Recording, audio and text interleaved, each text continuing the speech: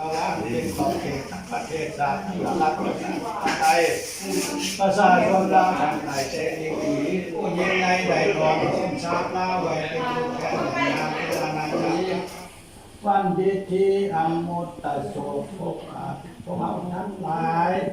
มานั่งรองพระขวัญพระขอบพรสวรรค์อันประเสริฐข้าแพ้น้ำดีหลักไม้ขวัญไหลและควันหูขอให้มาสาเมื่อดีวันดีว่ามาเยอะควันเยอะกินข้าวแกงน้ำแม่น้ำพีน้ำน้องน้ำลูกน้ำเมียมีแต่ความสุขความเจริญสุขสบายใจอายุมันแกนยืนยาวห้อยสาวและสาวถอน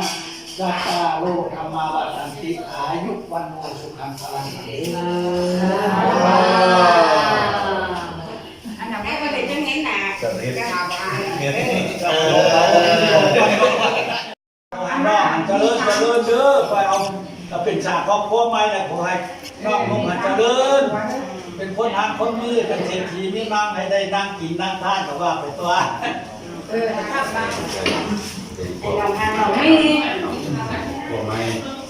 แต่อดทนเนาะเอาด้วยที่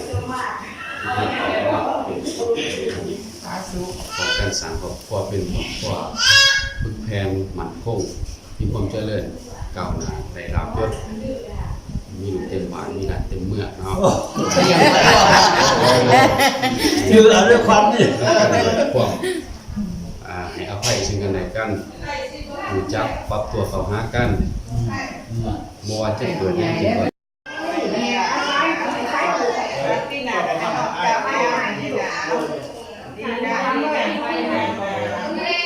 ก็ตัวนี้ตัวนั้นคือสีสัน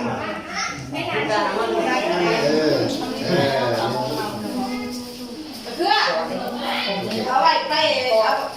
เอาไม่